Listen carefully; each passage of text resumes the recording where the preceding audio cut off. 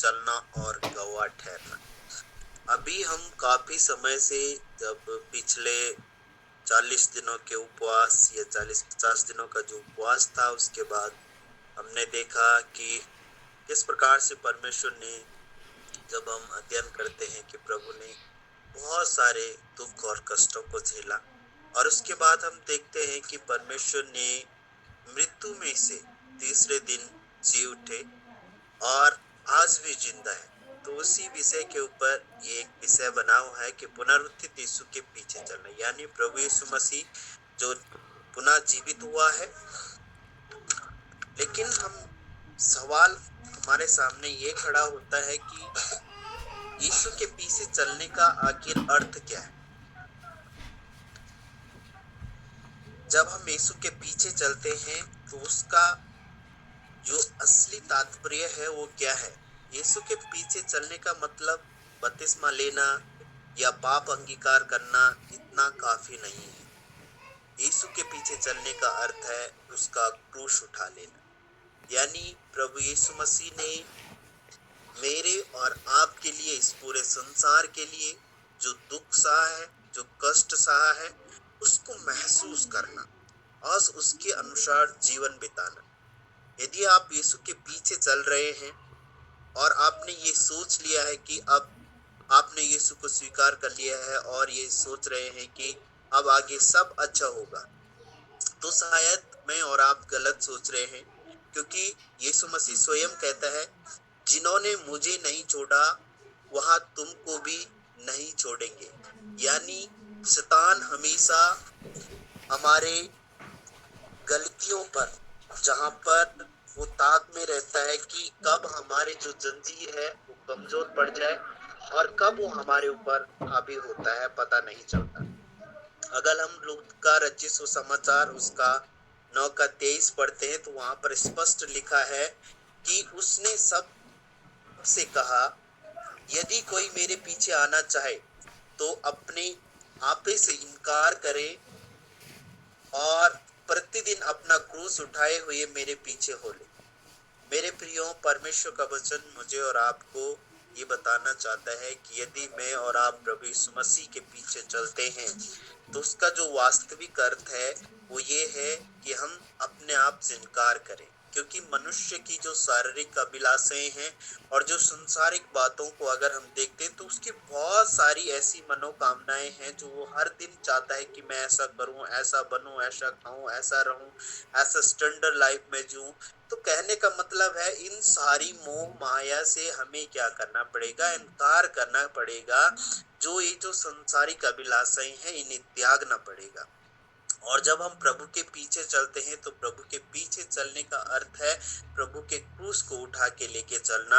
और वो क्रूस क्या है, क्योंकि परमेश्वर का वचन साफ रीति से कहता है कि सकरा है वो मार्ग जो मंजिल तक पहुंचाता है। क्योंकि मसीह के पीछे हम कई बार इन बातों का जिक्र भी करते हैं और सुनते भी हैं कि मसीह के पीछे चलना एक सकरे मार्ग को दर्शाता है। क्योंकि आसान जीवन नहीं है प्रभु के पीछे चलना, क्योंकि जो शैतान है वो चारों तरफ से उसने अपने जाले फंदे लगाए हुए हैं और जब भी आप थोड़ी सी भी गलती करोगे तो आप उस समस्या में फंस सकते हैं। यीशु के पीछे चलिए क्योंकि वह हमारे लिए मरा। यीशु के पीछे चलिए क्योंकि आप यीशु से प्रेम करते हैं। जब हम ये सोचकर उसके पीछे चलते हैं तो सारी मुसीबतों को हम हंस के पार कर सकते हैं।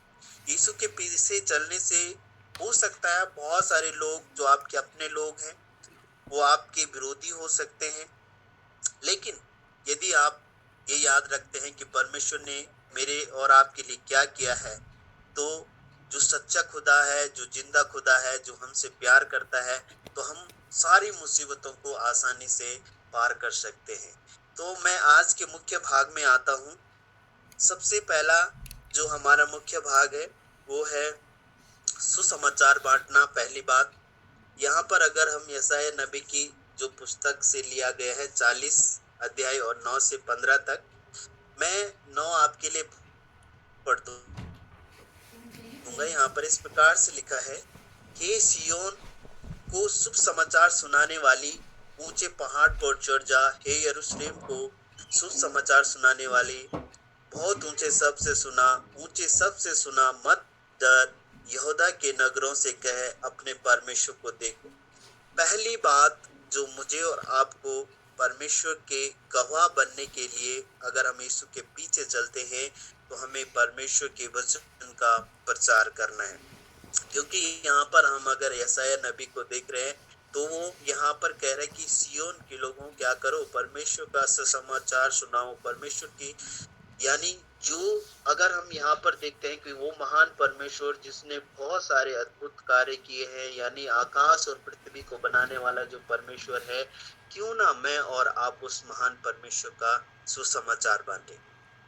क्योंकि यदि हम मसीह के गवाह हैं, हम किस प्रकार से मसीह के गवाह ठहर सकते हैं? क्योंकि अगर हम सुसमाचार में देखते हैं, जब हम देखते हैं कि प्रभु यीशु मसीह जब तीसरे दिन मृतकों में से जी उठते हैं, तो वहां पर बहुत सारे लोग जो प्रभु को जिंदा देखते हैं, परमेश्वर उनके बीच में रहता है, तो वो उसका जो सुसमाचार है वो लोगों तक पहुंचाने के लिए, फिर परमेश्वर का वचन बांटने के लिए, उन्हीं में से जो लोग, जिन लोगों ने प्रभु को जिंदा देखा, वो लोग पूरे संसार में प्रभु का सुसमाचार सुनाते हैं।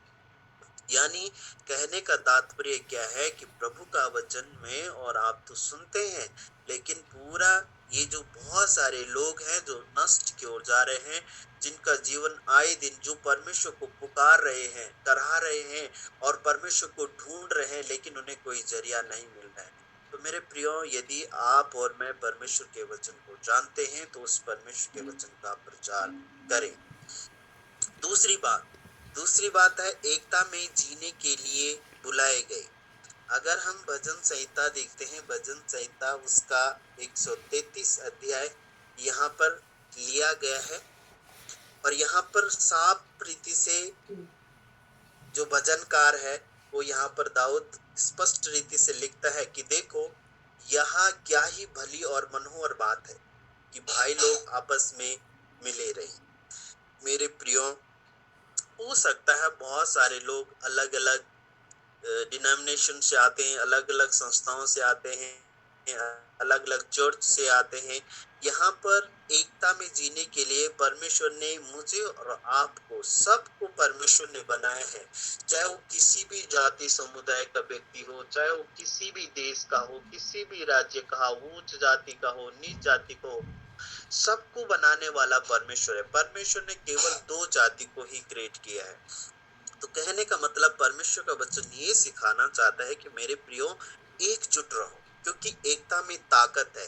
यदि हम मसीह भाई बहन हैं, क्योंकि आज सबसे ज्यादा जो मसीहत में देखी जा रही है वो ये चीजें हैं कि वो व्यक्ति हमारे ऑर्गेनाइजेशन से लिंक नहीं रखता, उनका शिक्षा कुछ और है, हमारी शिक्षा कुछ और है, हम इस तरीके से प्रचार करते हैं, हम उस तरीके से प्रचार करते हैं। तो यहाँ पर आपस में ही क्या है, परिवार में या भाई भाइयों में क्या है, फूट पड़ी हुई है। और एक पास्टर कहता है कि नहीं, ये तो मेरे चर्च का था, ये आपके चर्च में क्यों आ रहा है, या मेरे चर्च का वहां क्यों जा रहा है। तो इस वजह से भी क्या, बहुत सारी ऐसी गलत शिक्षाएं हैं जो आज कलीसियाओं में। लेकिन वो व्यक्ति कहीं भी जा रहा है, किसी भी जगह में है, लेकिन वो प्रभु के वचन